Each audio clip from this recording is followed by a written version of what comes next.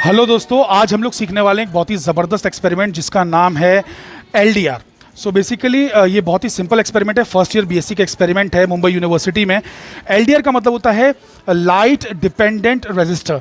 तो आइए इस एक्सपेरिमेंट को करते हैं, बहुत आसानी से सीखते हैं। चलिए देखते हैं। आज जो हम लोग एक्सपेरिमेंट कर रहे हैं वो एलडीआर आप लोग सब देख ही सकते हैं। तो एलडीआर एक्चुअल में क्या है, तो ये देखिए, ये जो चीज़ आपको दिख रही है ये है एक रेजिस्टेंस है, ये एक रेजिस्टर है ये, और लाइट डिपेंडेंट रेजिस्टर है, LDR, लाइट डिपेंडेंट रेजिस्टर। तो बेसिकली इस पर जब लाइट गिरती है ना, तो इसमें से इलेक्ट्रॉन्स एमिट होते हैं। इसके अंदर बेसिकली चार्ज कैरियर्स फ्री होते हैं, और जब चार्ज कैरियर्स फ्री होंगे तो ये ज़्यादा करंट कंडक्ट करेगा। अब जब ज़्यादा करंट कंडक्ट करेगा तो इसका मतलब इसकी रेजिस्टिविटी कम होगी। तो जितनी लाइट इस पर गिराओगे उतना इसका रेजिस्टेंस कम होता जाएगा। समझ में आ रहा है? यानी कि करंट बढ़ेगा। जब लाइट इस पर कम होगी, सपोज तुम एकदम नज़दीक ले गए तो लाइट बहुत है ना, तो रेजिस्टेंस एकदम कम है। लाइट बहुत है तो रेजिस्टेंस कम है, रेजिस्टेंस कम है मतलब करंट ज़्यादा है। तो जब तुम दूर दूर लेके जाओगे तो फिर करंट गिरता जाएगा। ऐसा ही होना चाहिए ना? समझ में आ रही बात? एकदम सिंपल सी। गुड। यहाँ पर लाइट गिराने के लिए हमने देखिए एक बल्ब लगाए हुए हैं, आप लोग देख सकते हैं यहाँ पे बल्ब। तो बेसिकली ये जो बल्ब है यहाँ पे हमने लगाए हुए जो कि इसको लाइट देगा, और क्योंकि हमें सिर्फ इस बल्ब की लाइट से ही इसको ऑपरेट करना है, हम नहीं चाहते कि आसपास की लाइट, एम्बिएंट लाइट आसपास की, वो इस पर पड़े, एलडीआर पर पड़े। इसलिए हमने ये एक रॉड जैसा, एक पाइप जैसा बनाया और उस पर ब्लैक कोटिंग भी कर दी है, एक ब्लैक कोटिंग, ताकि बाहर की कोई भी लाइट इस पर ना गिरे और मालूम पड़े कि भाई ये जो लाइट है बेसिकली इससे ही इसके ऊपर असर हो रहा है। Are you understanding this? Okay. अब ये इतना बड़ा बल्ब है और ये इतना लंबा पाइप है, इतना लंबा, तो बेसिकली जाहिर सी बात है कि इसमें एक लंबा सा डंडा भी होना चाहिए। तो यहाँ पर एक बहुत ही लंबा सा, आप देख सकते हैं कि पूरा हैंडल जैसा है, इसको हम आगे पीछे चलाएंगे। ठीक है, इसको आगे पीछे चलाएंगे बल्ब को आगे पीछे करने के लिए। Are you guys understanding this point? Good. तो अब मैं इसे लेता हूँ यहाँ पे, इसको ऐसा अंदर फिट कर देता हूँ।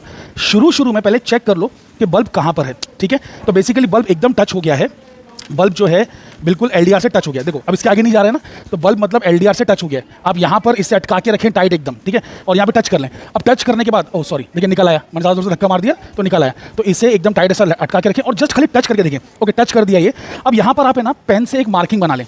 आप यहाँ पर है ना पेन से एक मार्किंग बना लें यहाँ पर इस तरफ, ताकि आपको पता चले कि भाई ये पूरा अंदर जा चुका है ना, पूरा अंदर जा चुका है। उसके बाद जब आप मार्किंग एक बार बना लेंगे, ठीक है, उस पर एक बार मार्किंग बना लेंगे, थैंक यू बेटा। तो मार्किंग पर बना ली, उसके बाद आपको यहाँ से क्या करना है ना, 10 सेंटीमीटर खींचना है बाहर, 10 सेंटीमीटर, समझ रहे हैं? 10 सेंटीमीटर बाहर खींचना है और करंट की रीडिंग नोट करनी है। फिर 10 सेंटीमीटर खींचना है, करंट की रीडिंग नोट करनी है, और हम स्केल की मदद से 10-10 सेंटीमीटर पीछे खींचेंगे। आई होप कि बेसिक सेटअप आपको समझ में आ गया कि इसे पहले पूरा अंदर ले जाइए ताकि ये जो है ना पूरा यहाँ तक आके अटक जाए। तो वहाँ पे पेन की मार्किंग बना लीजिए कि अब ये टच हो चुका है अंदर, है ना। अब फिर यहाँ से 10-10 सेंटीमीटर इसको पीछे करना है, क्योंकि अभी तो बिल्कुल ये मुंह पे टच है उसके, लेकिन हमें तो 10 सेंटीमीटर पे लेकर रीडिंग देखनी है ना। फिर 20 सेंटीमीटर, फिर 30 सेंटीमीटर, फिर 40 सेंटीमीटर। तो इस तरीके से हम लोग रीडिंग्स लेते चले जाएंगे। ओके, अब इसके कनेक्शंस कैसे करना है? तो इसके कनेक्शंस बेहद आसान है। पॉज करो एक मिनट। ओके, तो बेसिकली कनेक्शंस बहुत ही ईजी हैं। तो इसमें हमको सीरीज कनेक्शंस करने हैं। तो हम एलडीआर का जो एक वायर है, देखिए एलडीआर में 2 वायर हैं, 2 पैर हैं इसके। एलडीआर इसकी कोई पोलैरिटी नहीं है, इसका प्लस माइनस कुछ नहीं होता है, आप कोई भी वायर ले सकते हैं। तो जैसे मैंने ये वायर ले लिया, ठीक है, वो वायर मैं यहाँ पे लगा दूंगा, बैटरी के पॉजिटिव में लगा दूंगा, ठीक है। उसके बाद में एक वायर ये माइनस से निकालूंगा, करंट मीटर के माइनस में लगाऊंगा। करंट मीटर की पोलैरिटी मैच होना चाहिए इससे, ठीक है। तो इसका माइनस इसके माइनस में लगाऊंगा। अब यहाँ से रेड वाला जो है वहाँ से एक वायर लेके मैं यहाँ लगाऊंगा। अब ये वाला जो इसका लास्ट वाला पैर है उससे मैं वापस से एलडीआर को कनेक्ट करूँगा। तो ये एक पार्ट जो है सीरीज सर्किट का कंप्लीट हो जाएगा। बहुत ही आसान है, कुछ भी ज़्यादा सोचने की ज़रूरत नहीं है।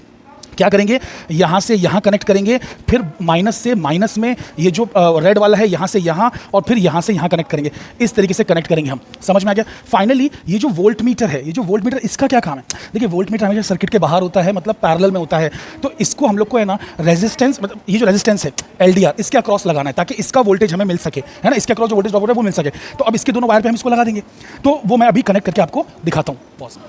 ओके, सो बेसिकली अब मैं कनेक्शंस कर चुका हूँ। आप लोग यहाँ पे देख सकते हैं, देखिए मैंने एलडीआर से पॉजिटिव ऑफ बैटरी को लगाया, पॉजिटिव ऑफ बैटरी यहाँ पर, ठीक है, एलडीआर से। फिर यहाँ से नेगेटिव ऑफ द बैटरी लिया और मैंने कनेक्ट किया है negative of the current meter को, ये negative of the battery to the negative of the current metre.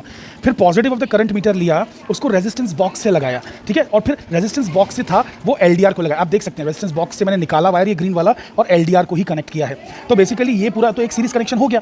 अब मुझे क्या करना है कि वोल्ट मीटर से इस बंदे का, इस एलडीआर का जो है पोटेंशियल ड्रॉप मेजर करना है, इसका वोल्टेज मेजर करना है। तो मुझे इसके 2 वायर उठा के एलडीआर पे लगाने पड़ेंगे।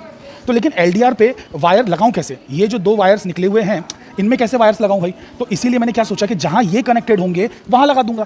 तो देखिए, तो बेसिकली ये 2 वायर्स 2 अलग जगह पे कनेक्टेड है ना, तो मैंने ये भी 2 अलग जगह पे कनेक्ट किया। आप देख सकते हैं ध्यान से, है ना। तो मैंने क्या किया, अच्छा देखिए, अब इसमें आपको सोचना पड़ेगा वोल्टेज लेने में, ताकि आपको माइनस ना दिखाई दे, प्लस ही दिखाई दे। तो मैंने इसका जो प्लस वाला था, देखो प्लस वाला कहाँ ले गया, जहां पर एलडीआर का प्लस कनेक्टेड है, यहाँ पर, मतलब एलडीआर का प्लस नहीं होता, एलडीआर में तो कोई पोलैरिटी नहीं है, मतलब एलडीआर जहां पे कनेक्टेड है वो जगह प्लस है, तो वहां मैंने वोल्ट मीटर लगाया है। आई होप कि आपको बात समझ में आ रही है, राइट।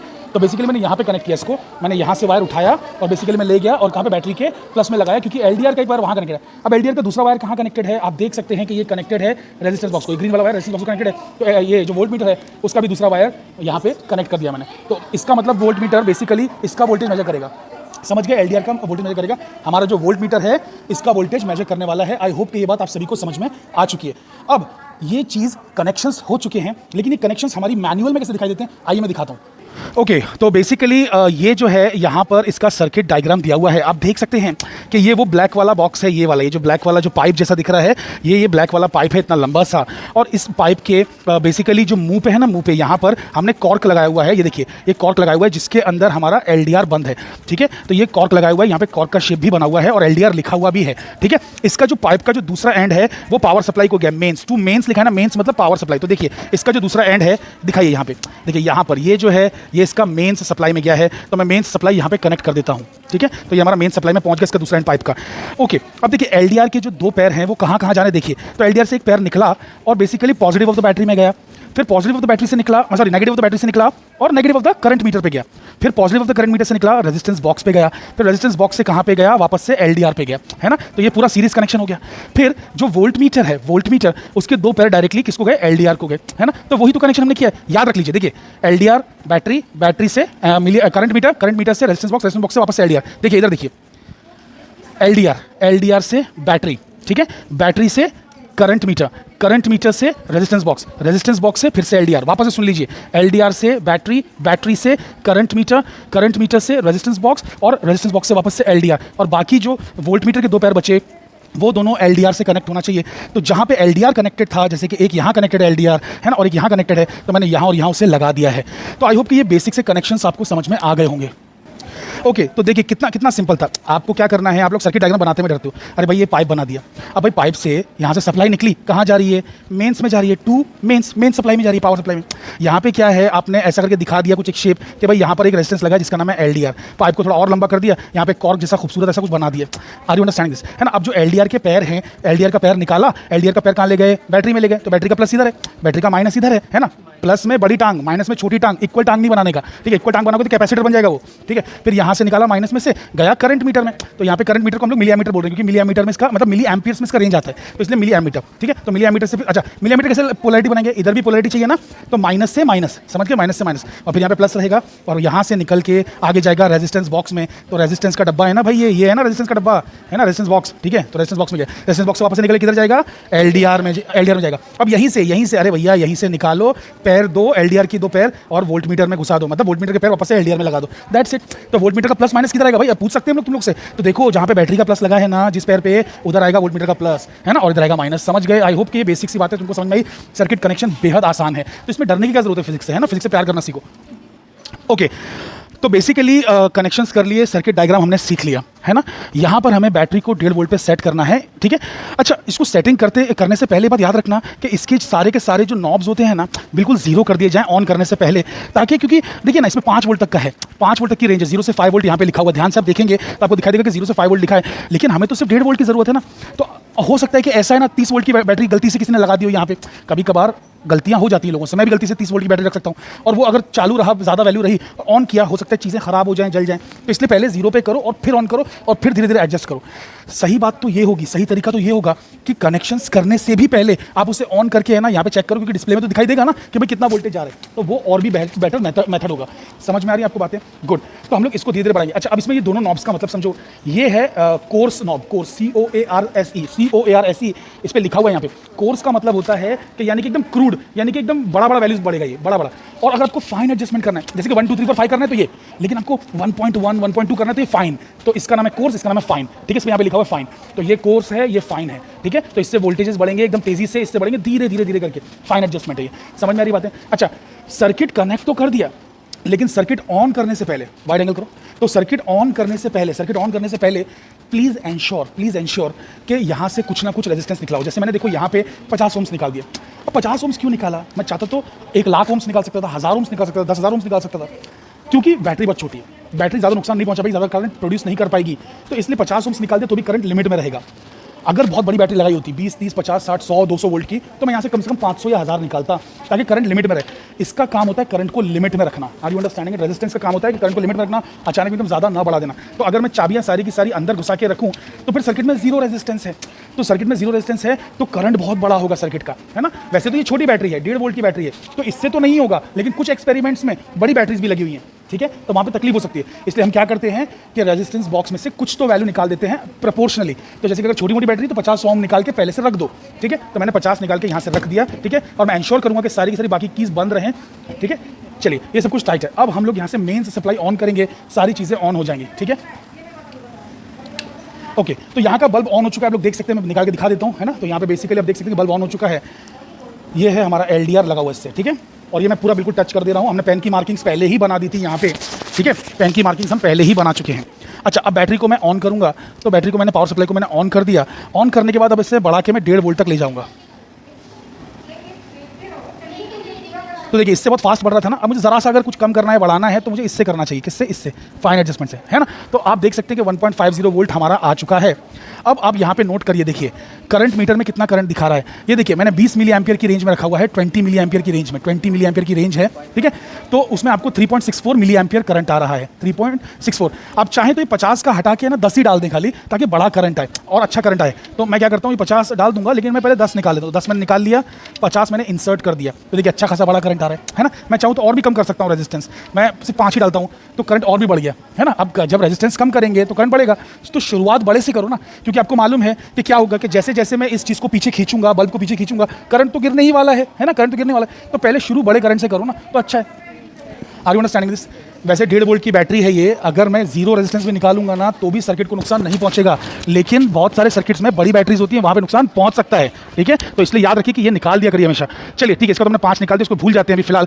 इनिशियल करंट नोट करते हैं 0 पे, जीरो डिस्टेंस है, कोई डिस्टेंस नहीं है, तो करंट कितना है 4.32 या 4.34 ऐसा कुछ अप्रॉक्सीमेटली उसकी वैल्यू 4.34 हम लोग ले लेते हैं, ठीक है। Okay fine. तो हमारा जो ऑब्जर्वेशन टेबल है उसमें पहले तो मैं जीरो डिस्टेंस के लिए लिख दे रहा हूँ, हालांकि ये हमको डायरेक्ट की जरूरत नहीं पड़ेगी, बट 0 सेंटीमीटर पर रखने पे जब हमारा बल्ब बिल्कुल टच है तो हमें वोल्टेज की वैल्यू और करंट की वैल्यू क्या आ रही है मैं दोनों लिख देता हूँ। तो वोल्टेज की वैल्यू 1.404 आप देख सकते हैं, इतना वोल्ट आ रही है 1.404। और यहाँ पे आप देख सकते हैं कि मुझे आ रहा है 4.18। अच्छा थोड़ा कम हो गया, वैसे 4.24 था, मैं अप्रॉक्सीमेटली 4.20 लिख दे रहा हूँ, ठीक है। चलिए 4.20 लिख दे रहा हूँ, ओके। तो ये 0 पे है, लेकिन हमें अब यहाँ पे नोट करना है कहाँ से, 10, 15, 20, 25 ऐसे लिखना है। 10 पहले लेना है, फिर 5-5 से बढ़ाना है, ठीक है, ओके। तो हम लोग फिर 5-5 से इसको इंक्रीज करते जाएंगे और फिर आगे जाके देखिए यहाँ पे 10-10 से भी इंक्रीज किया हुआ है, 30, 40, 50, 60, 70, 80, शुरू में से 5-5 से इंक्रीज किया हुआ है, ठीक है। तो अब हम इसको स्टार्ट करते हैं, वोल्ट मीटर और मिली एम्पियर की रीडिंग नोट करते जाते हैं। अच्छा, वोल्ट मीटर आप पूछोगे सर देखो आपने करंट तो 4.2 मिली एम्पियर का आ रहा है, तो आपने 20 मिली एम्पियर पर रखा, यहाँ पे किस पे रखे? अरे देखो, जब यहाँ पे 1.4 आ रहा है ना, तो 2 पे रखो ना, 2 पे सही है। अब देखो सुनो, अगर तुमने उससे नीचे रखा तो क्या तकलीफ हो जाएगी, ये इसके पार चला जाएगा। देखो 200 मिली वोल्ट छोटा वोल्टेज है, ये मिली वोल्ट है ना, लेकिन अपने को वोल्टेज में वैल्यू आ रही है। तो अगर मैं इसको मिली वोल्ट पे गलती से कर देता हूँ तो ये ओवरलोड हो जाएगा। देखो ये ओवरलोड हो गया, ये ओवरलोड है, समझ में आ रहा है? मतलब ये झेल नहीं पा रहा है, समझ नहीं पा रहा है इस वैल्यू को, लेकिन इससे बड़ी हर वैल्यू पे समझेगा। जैसे 2 वोल्ट है, 2 वोल्ट पे 1.4 दिखाएगा आपको, ठीक है, तो दिखा रहा है ना। 2 वोल्ट पे भी दिखाएगा, 20 पे भी दिखाएगा, देखो 20 पे दिखाऊंगा, 20 पे भी दिखा रहा है, तो हर बड़ी रेंज पे दिखाएगा। अरे बड़ा जब चीज़ है तो उससे छोटी चीज़ें मेजर हो सकती हैं, लेकिन अगर आपका इंस्ट्रूमेंट ही छोटा है तो बड़ी चीज़ें मेजर कैसे करोगे? समझ में आई बात आप सभी के? आई होप कि ये बात आप समझ पा रहे हैं। तो आप बोलेंगे सर देखो यहाँ पे भी तो 1.4 दिखा रहा है, तो क्यों ना यहाँ पे रखो? अरे भाई एक्यूरेसी भी तो आते हैं ना। देखो जब मैं इसको कम उस पर रख रहा हूँ रेंज पे तो 2 डिजिट मिल रहा है, देखो बड़े पे रखा डेसिमल पॉइंट के बाद एक ही डिजिट आ रहा है, डेसिमल पॉइंट के बाद एक ही आ रहा है ना, 1.4 आ रहा है खाली। इस पे कम पे रखा तो मुझे 2 डिजिट आ रहे हैं 1.41, और 2 वोल्ट पे रख दे रहा हूँ जब मैं, तो मुझे 3 डिजिट्स आ रहे हैं। तो इसमें एक्यूरेसी बढ़ गई कि नहीं बढ़ गई, है ना, एकदम एक्यूरेट हो गया ना ये। तो मुझे 1.404 आ रहा है। आई होप कि ये बेसिक सी बात आप समझ पा रहे हैं। गुड। चलिए अब मैं चाहूँगा कि आप, क्या नाम है बेटा आपका? सोलेहा। आप है ना 10 सेंटीमीटर पे इसे निकालें, तो जहाँ से मार्किंग थी ना उस मार्किंग को खींच के 10 सेंटीमीटर आगे ले जाइए। यानी कि आपने 100 से यहाँ पे स्टार्ट किया ना, ये जो स्केल है आपका 100 पे दिख रहा है, तो उसको 90 पे ले जाइए।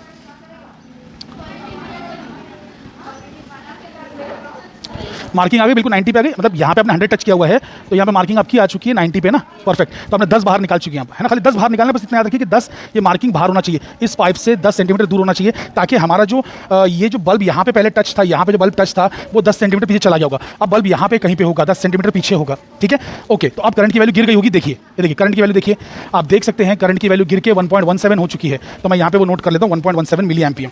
ये देखिए 10 सेंटीमीटर पे रखा तो करंट हो गया 1.17 मिली एम्पियर। तो अच्छा यहाँ पे एम्पियर में नोट करने बोला है तो मैं यहाँ पे 10⁻³ से मल्टीप्लाई कर देता हूँ ताकि मिली बन जाए, है ना, मिली बन जाए। ओके, और ये जो वोल्ट मीटर पे रीडिंग दिखा रहा है मुझे दिखा रहा है 1.461, आप देख सकते हैं 1.461 आपको दिखा रहा है। चलिए अब मैं क्या करता हूँ कि 15 पे ले जाता हूँ, तो सिर्फ 5 और उसको आगे खींचिए, तो 90 पे था ना तो 85 पे ले जाइए, 85 पे। तो आप जब 85 पे ले जाएंगी तो ऑटोमेटिकली क्या हो जाएगा कि वो 15 सेंटीमीटर पीछे जा चुका है। अब करंट की रीडिंग फिर गिर गई होगी, दिखाइए करंट की रीडिंग दिखाइए। तो करंट की रीडिंग हो चुकी है 0.93 और वोल्टेज की रीडिंग है 1.465, जो कि अप्रॉक्सीमेटली इतनी आने वाली है, अप्रॉक्सीमेटली हर बार, ठीक है। ये वैल्यू ज़्यादा गिरने वाली है, ठीक है। ओके, अब आप 5 सेंटीमीटर और ले जाइए, 20 पे ले जाइए उसे, मतलब 20 इन द सेंस वहाँ पे 80 दिखना चाहिए, 80, ठीक है, 20 सेंटीमीटर दूर होना चाहिए। तो वो मार्किंग जो आपने बनाई थी वो 80 पे आ चुकी है बेटा, हाँ, तो यानी कि 20 सेंटीमीटर आप बाहर निकाल चुकी हैं, गुड, वेरी नाइस। तो अब करंट की रीडिंग कितनी हो गई गिर के 0.83 के आसपास हो गई है और वोल्टेज की रीडिंग 1.467 है, ठीक है। अब आप इसको क्या करिए 25 5 और निकालिए पीछे, यानी कि 75 पे लेके जाइए। 75 पे जब आप लेके जाएंगे, हाँ, तो ये आ जाएगा मतलब 25 सेंटीमीटर दूर, है ना। बल्ब आपका जो है LDR से 25 सेंटीमीटर की दूरी पे पहुंच जाएगा।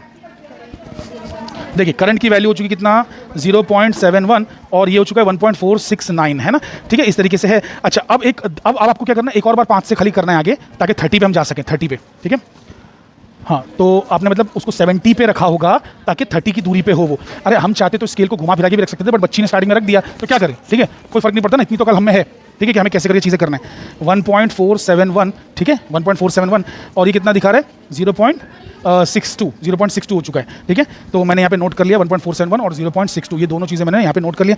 अब बेसिकली इसके आगे की हम सारी रीडिंग्स निकाल लेंगे और फिर आपसे मिलेंगे थोड़ी देर में। ओके, तो फाइनली हमने सारी रीडिंग्स नोट कर ली हैं, 80 तक पूरा लेके गए और आप देख सकते हैं कि थोड़ा सा ऊपर नीचे हल्का फुल्का इसके डिजिट्स जो है लास्ट के दो जो है फ्लक्चुएट होंगे, लेकिन अप्रॉक्सीमेटली ये वोल्टेज जो है वो कांस्टेंट रहने वाला है।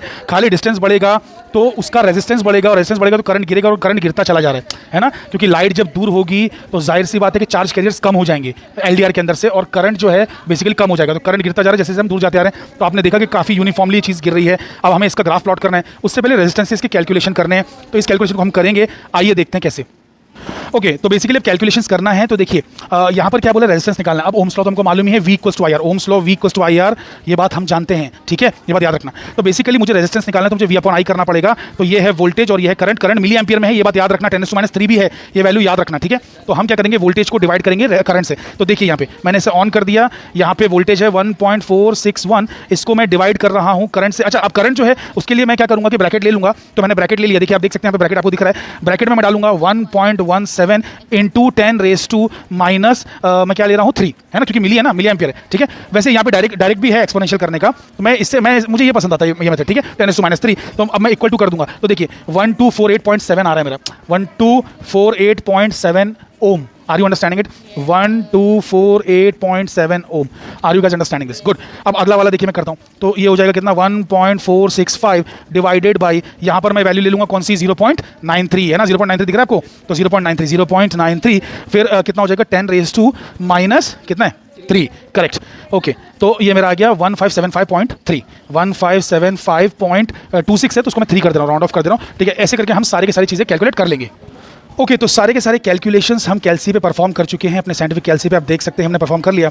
अब बेसिकली ये वाला जो कॉलम है, ये कॉलम हम आर का एज इट इज़ यहाँ उतार लेंगे, ये जो आर का कॉलम है यहाँ पे दिख रहा है वो एज इट इज़ यहाँ पे लिख लेंगे और फिर उसका लॉग निकालेंगे और वो यहाँ पे लिख लेंगे। ओके, तो ये देख सकते हैं आप लोग कि आर की जो वैल्यूज़ हैं, ये आर की सारी वैल्यूज़ हमने एज इट इज़ यहाँ उतार ली हैं। अब हम लॉग आर निकालेंगे। सानिया जी आप कैलकुलेट करिए जरा लॉग आर। तो पहला वाला क्या है, पहला वाला है 1248 ना, हाँ, तो लॉग ऑफ 1248.7, हाँ, तो कितना आ रहा है उसका इक्वल टू करके 3.096 ना, तो आप इसको लिख दीजिए 3.10 लिख दीजिए, हम इसको राउंड ऑफ कर देते हैं, 2 डिजिट तक रखते हैं, ठीक है।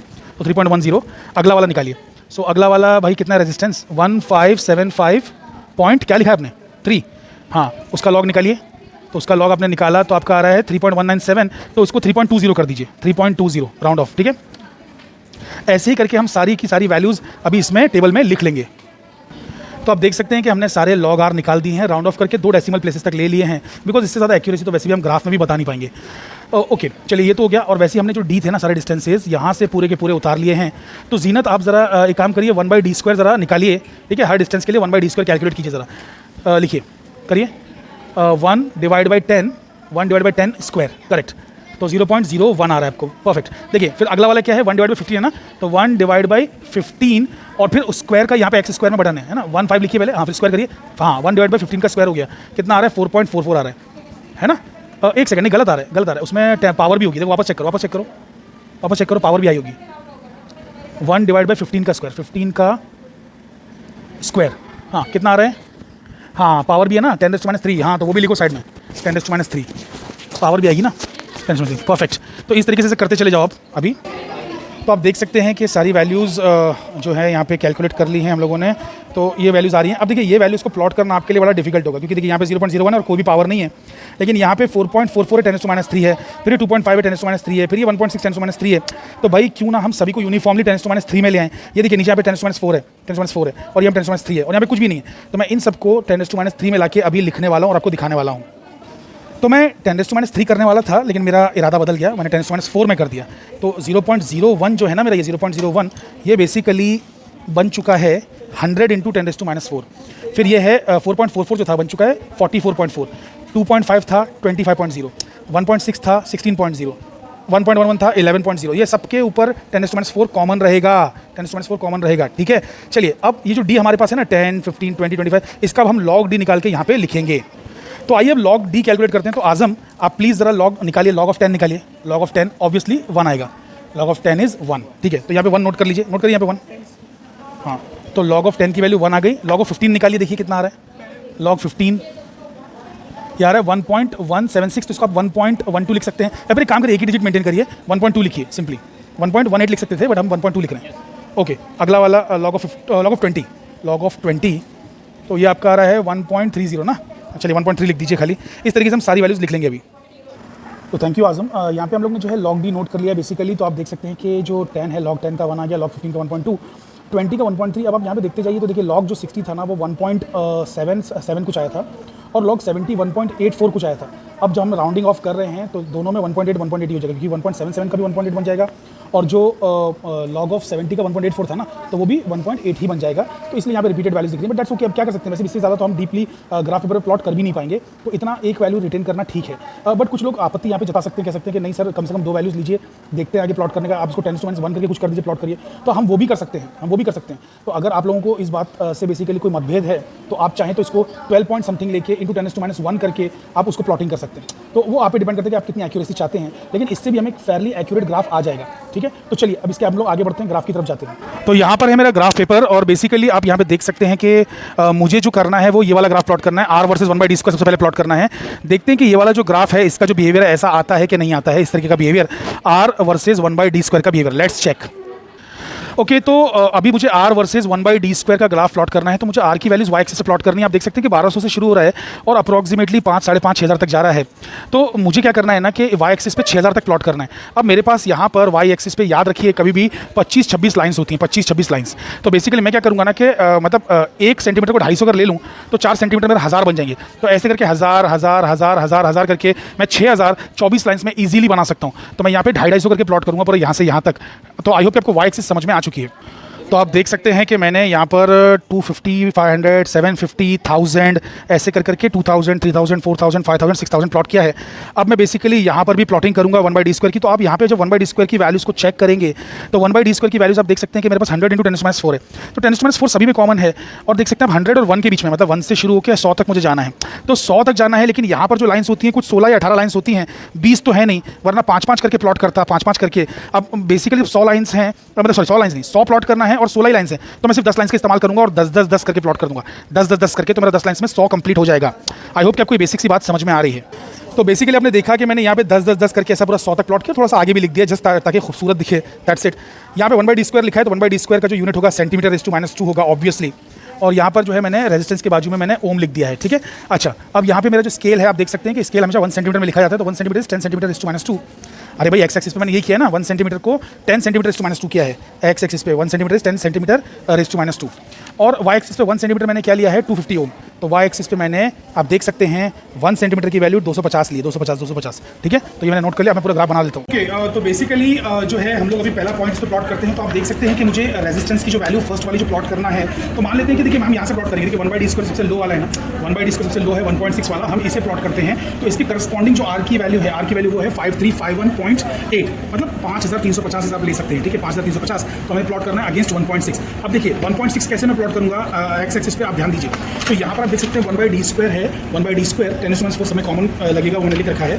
और बेसिकली मुझे 1.6 प्लॉट करना है। तो 1.6 प्लॉट करना तो यहाँ पे बड़ा मुश्किल है, बिकॉज यहाँ पे 1-1 मिलीमीटर की जो लाइन है ना वो सिर्फ 1 के बराबर है ना। तो मैं 2 तो प्लॉट नहीं कर पाऊंगा, मतलब सॉरी 2 कर सकता हूँ, 1 कर सकता हूँ, बट 1.6 नहीं कर सकता हूँ। तो 1.6 को राउंड ऑफ करके मैं 2 ही ले रहा हूँ। तो ये जो 2 लाइन्स रहेंगी, 2 लाइन्स वहाँ पे मैं 1.6 मान लूँगा, समझ रहे हैं आप, मैं वहाँ पे ले लूँगा। अच्छा, ये तो हो जाएगा 1/d² की बात, ये तो 1/d² की बात हो गई। अब हम आर की बात करें तो ये 5350 है। तो अब यहाँ पे ध्यान से देखिए, अगर 1 सेंटीमीटर में 250 है, तो ये 1-1 मिलीमीटर वाली जो लाइन्स होती है ना, छोटी छोटी सी लाइन्स, तो ये कितनी हो जाएंगी? 25 हो जाएंगी। एक लाइन 25 हो जाएगी, तभी तो 10 लाइन 250 होंगी। तो एक लाइन 25 है, यानी कि 2 लाइन 50 है। एक लाइन 25, 2 लाइन 50, ठीक है। तो 1 सेकंड, ये आ गए हम 5000 पे, हमें जाना है 5350 पे जाना है। ये 5000 है, तो ये है 5250, ये है 5500, ये है 5750। तो बेसिकली 5250 के ऊपर अगर मैं 2 लाइन सिर्फ जाता हूँ, सिर्फ 2 लाइन, तो मुझे मिलेगा 5300, है ना, क्योंकि एक लाइन थी 25 और 2 लाइन है 50, है ना। तो 5300 हो जाएगा। फिर और 2 लाइन ऊपर जाऊंगा तो ये हो जाएगा 5350, मतलब मुझे 5250 के 4 लाइन ऊपर जाना है, 4 लाइन ऊपर। और यहाँ से सिर्फ 2 लाइन आगे जाना है। तो यहाँ से 2 लाइन आगे गया और इसके 4 लाइन ऊपर गया, तो आप देख सकते हैं कि यहाँ पर मेरा पहला पॉइंट आ गया। चलिए अगला पॉइंट भी मैं प्लॉट करके दिखाता हूँ। ये तो 1.6 वाला 5351 वाला प्लॉट हो गया है, ठीक है। ये आप गलती सोच मत लेना, ये 1.8 वाला भी प्लॉट होगा, 5350 ही हो सकता है बस। अच्छा, अभी देखिए 2 है, चलिए ये भी 2 पे आ रहा है, लेकिन ये कहाँ आ रहा है? 5003 पे आ रहा है। 5003 को मैं क्या मानूंगा? 5000 मानूंगा, ठीक है, 5000 मानूंगा। तो बेसिकली 2 वर्सेस 5000। तो देखिए 2 कहाँ है मेरा? तो 2 यहीं पर है ना, 2 यहीं पर है, और 5000 की तरह ये है मेरा 5000। तो देखिए यहाँ पर मैं इसे प्लॉट कर दूंगा 2 वर्सेस 5000, ठीक है। चलिए ये हो गया। अगला वाला पॉइंट देखिए 2.7 है ना, ये 2.7। तो 2.7 तो मैं प्लॉट नहीं कर सकता, बट 3 तो कर सकता हूँ ना, 3 कर सकता हूँ राउंड ऑफ करके। तो 3 को प्लॉट करूँगा अगेंस्ट 4250। तो 1 सेकंड, तो 3 है, तीसरी लाइन है, और 4250। देखिए ये अगर 4000 था तो ये होगा आपका 4250, ठीक है। तो बेसिकली तीसरी लाइन और यहाँ पे आ जाएगा 4250। चौथा वाला जो है बेसिकली वो आ जाएगा कितना? 4.0 और 3495, मतलब हो गया 3500, है ना। ये 3500 हो गया ना अप्रॉक्सीमेटली। तो बेसिकली 4 वर्सेज 3500, 4 वर्सेज, तो 4th लाइन एंड 3500। तो अगर ये 3000 है तो ये है 3500। Are you guys understanding this? तो मुझे 3500 भी जाना है ना, मुझे 3500 भी जाना है। तो 4th वाला अगेंस्ट 3500। तो इस तरीके से हम अभी ग्राफ सारा प्लॉट कर देंगे और फिर आपको फाइनली दिखाएंगे। तो फ्रेंड्स, आपके सामने हमारा ग्राफ आ चुका है, आप देख सकते हैं बिल्कुल जैसा एक बिहेवियर हमको चाहिए था आर वर्सेस 1/d² का, बिल्कुल परफेक्ट वैसा ही बिहेवियर इस तरीके से आपको दिखाई दे रहा है। तो ये ग्राफ जो है बनाना आसान था, ज़्यादा मुश्किल नहीं। बस इस बात को याद रखिए कि एक्स एक्सिस पे 1 मिलीमीटर जो है ना वो 1 के बराबर है, और यहाँ पे 1 मिलीमीटर 25 के बराबर, 25 के बराबर। बस अगर आप ये बात को ध्यान रख सकते हैं तो उसके बाद आपके पास ये बहुत ही खूबसूरत सा ग्राफ आ जाएगा। तो आप देख सकते हैं। अब हम लोग चलते हैं, बढ़ते हैं सेकंड ग्राफ की ओर, जहाँ पे हमें log r versus log d की वैल्यूज़ प्लॉट करनी है। ये है आपका log r की वैल्यूज़ और ये है log d की वैल्यूज़, ठीक है। तो हमें ये बिहेवियर को नोट करना है, आइए करते हैं। तो ये जो सेकंड ग्राफ है बेसिकली हम इसे अभी बनाने जा रहे हैं। इसकी रीडिंग्स आप देखेंगे तो बहुत ही इंटरेस्टिंग है। यहाँ पे आप देख सकते हैं कि log d की रीडिंग्स 1 से स्टार्ट हो रही हैं और आगे बढ़ रही हैं, और ये log r की जो रीडिंग्स हैं ये 3 से स्टार्ट हो रही हैं और आगे बढ़ रही हैं। तो लेकिन ये सब 1 में ही है और ये सब 3 में ही है। तो मुझे क्यों कंटिन्यूस ग्राफ बनाना है 0 0 से? मुझे ओरिजिन 0 0 लेने की कोई भी ज़रूरत नहीं है, क्योंकि यहाँ पर मुझे वैसे भी इस ग्राफ का कैलकुलेशंस में कोई भी यूज़ नहीं है, कैलकुलेशन में कोई भी इस्तेमाल नहीं है। तो मुझे लेने की ऐसी ज़रूरत बिल्कुल भी नहीं है। मुझे सिर्फ बिहेवियर जानना है कि बिहेवियर ऐसा आता है कि नहीं आता है, log r log d को डायरेक्टली प्रोपोर्शनल है कि नहीं, सिर्फ ये बिहेवियर जानना है। तो बिहेवियर के लिए मैं डिस्कंटिन्यूस ग्राफ बनाऊंगा। मैं डायरेक्टली यहाँ पे 1 से चालू करूँगा और यहाँ पे डायरेक्टली 3 से चालू करूँगा। अरे वरना अगर मैं यहाँ पे 0 से स्टार्ट करूँगा तो 1 कहीं यहाँ पे आएगा और फिर 1 के आगे की रीडिंग्स, मतलब इतने से जगह पे रीडिंग्स आएंगी। और वैसे ही अगर मैं यहाँ पे 0 से स्टार्ट करूँगा तो 0 के बाद में 1 इधर, 2 इधर, 3 इधर, तो 3 से इतनी सी जगह में रीडिंग्स आएंगी। मतलब मेरा इतना छोटा ग्राफ बनेगा, इधर 1 के आगे और उधर 3 के आगे, इतनी जगह में ग्राफ बनेगा। बट मुझे सिर्फ बिहेवियर चेक करना है, तो मैं डिसकंटिन्यूस ग्राफ बना सकता हूँ। इसके लिए इस बात को समझिए। तो बेसिकली मैंने यहाँ पे पॉइंट्स प्लॉट कर दिए हैं। log d जो है, log d के पॉइंट्स मैंने देखिए ये डिसकंटिन्यूटी बनाई है मैंने, ऐसा बना देंगे ना सिंबल, तो मतलब ये ग्राफ 0 से स्टार्ट नहीं हो रहा है। तो फिर ये 1, 1.1, 1.2 ये डायरेक्टली मुझे मिल गए एकदम सिंपल से पॉइंट्स। यहाँ पे 3.00, 3.10, 3.20 वैसे छोटे छोटे मैंने बनाया है। तो अगर मुझे 3 पॉइंट सपोज मुझे चाहिए होगा 3.01 चाहिए होगा, तो मुझे जस्ट ये जो मिलीमीटर की लाइन्स है ना उसमें 2 ऊपर जाना पड़ेगा। मिलीमीटर की लाइन में 2 ऊपर जाएंगे तो 3.1 आ जाएगा, ठीक है। और फिर उसके बाद में 2 लाइन्स और ऊपर जाएंगे तो 3.2 आ जाएगा। इस मतलब सॉरी 3.01, 3.02, 3.03 इस तरीके से 2 लाइन्स जाने पे आएगा, ठीक है। और 3.05 ऐसा 10 लाइन्स ऊपर जाने पाएगा, यानी कि यहाँ पे बीच में आ जाएगा 3.05। मैं यहाँ पे लिख देता हूँ 3.05, ये है मेरा 3.05। तो 3.01 2 लाइन्स ऊपर, 3.02 और 2 लाइन्स यानी कि 4 लाइन ऊपर, 3.03 6 लाइन ऊपर, 3.04 8 लाइन ऊपर और 3.05 10 लाइन ऊपर। ठीक है, इस तरीके से हमको यहाँ पे ग्राफ बनाने पड़ेंगे। तो मैं पहला पॉइंट प्लॉट करके आपको दिखा देता हूँ। तो पहला पॉइंट है 1,3.10। तो आप देख सकते हैं ये है 1,3.10। तो पहला पॉइंट मेरा यहाँ पे आ गया। ठीक है, ओके। अब दूसरा एक पॉइंट, चलिए एक पॉइंट और दिखा देता हूँ। थोड़ा अच्छा वाला बीच में पॉइंट दिखाता हूँ। जैसे कि यहाँ पे है, देखिए आपके पास 3.32 है ना, 3.32, ये 3.32 है। तो ये 1.4 वर्सेस 3.32। तो 1.4 कहाँ है मेरा, यहाँ पे 1.4 है, 3.32 पे जाने। तो एक सेकेंड, 3.32 किधर है भाई, 3.30 इधर आ गया है ना, 3.30, 3.31 इसकी 2 लाइन ऊपर और 3.32 इसकी 4 लाइन ऊपर यहाँ पे। तो 1.4 वर्सेस 3.32 समझ में आ गई बात है, क्योंकि ये भाई 3.35 है ना। अरे भाई समझ रहे हो कि नहीं समझ रहे हो? गुड।